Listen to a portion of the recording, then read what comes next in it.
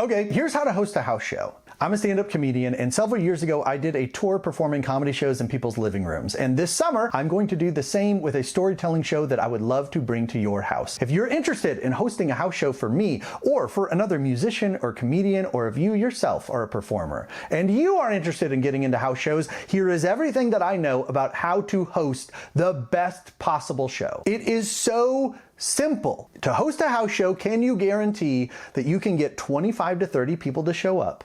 Do you have enough space to fit everyone? And can you tell everyone that you're inviting that the show is donation-based? That's it. 25 to 30 people, because anything less than that and it doesn't feel as much like a show. Yes, we want it to feel small and intimate. Wonderful thing about doing this house show is that things can happen in a living room that would never happen in a comedy club or in a theater. There are surprises that are possible. It is a very unique space, but anything less than 25 people and people feel less comfortable, less open, less willing to laugh, to share, to be involved, to be a part of it. Can you guarantee that there will be 25 to 30 people? And if that's the amount of people that you want to have, a great tip is invite double the number of people. You want 25 people there? Invite 50. You want 30? Invite 60. You know how math works. Don't get it in your head where you have a list of 25 people and you're like, okay, if every single person comes, then we have just barely enough people to make the show work. Other plans come up, people get busy, people get sick, people forget. Not everyone is going to be able to come on the date that you decide. So go above and beyond. And when you're inviting, yes, Facebook events are great. Other RSVP websites are great. But at the same time, nothing beats personal invites. Yes, people are getting your mass emails and mass texts, but they're probably flying right over their head until you give that personal invite. Just reaching out individually saying, hey, I would love it if you were there. But where are those 25 to 30 people going to sit? This is going to be a show that's a little over an hour long. We want to make sure that people are comfortable, not crammed all together trying to fit 10 people on one couch, or half of the people have chairs and half of the people are sitting on the floor. When you are comfortable, you are less distracted and it's easier to stay involved and participate in the show. But we don't want people to be too comfortable. We don't want people to be too spread out. There is something good about having everyone close-ish, together-ish. If you want to do a show in the backyard, that is okay. Number one, if the heat isn't too terrible, but also if it's not too spread out.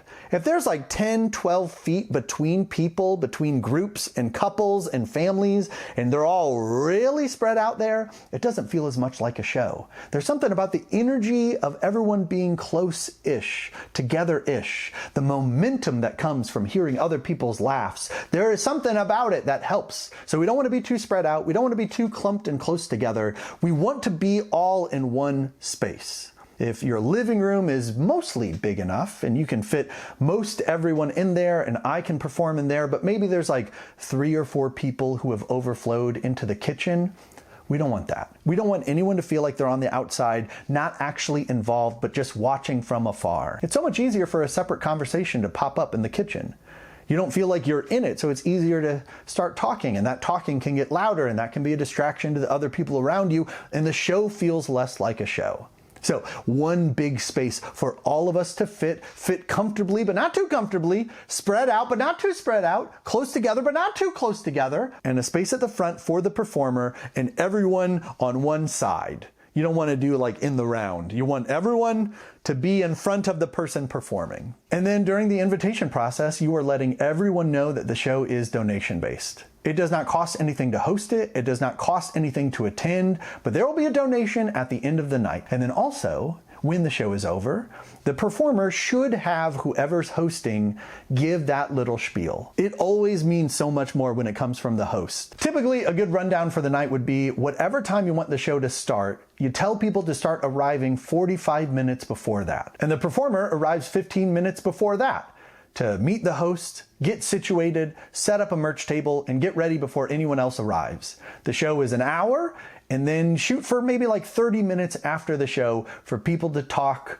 donate, hang out before they eventually leave. So if the show starts at 7, you're telling people to arrive at 6:15. I would arrive at 6, the show goes from 7 to 8, and then around 8:30 is when people are probably going to leave. And everything else that you can think of that could come with hosting something like this is totally up to you. You want to have drinks? That's up to you. You want to have snacks? That's up to you. You want to tell everyone to bring their own food? That is up to you. You don't want to deal with food at all and just do the show and not worry about it and have maybe like bottles of water for everybody?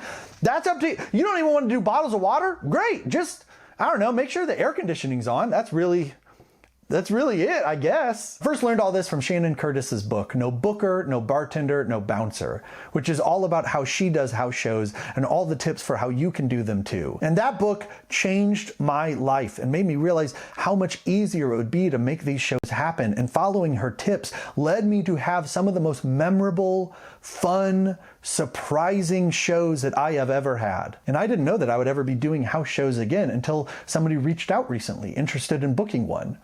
And started thinking about it and realizing, wait, yeah, this could be a great thing to do over the summer and do these storytelling shows where I come and bring new stories that I haven't told on stage before and get stories from the audience and ask questions and do crowd work and find more interesting and surprising stories from them. And maybe some of their stories will inspire me to think of more from my own life.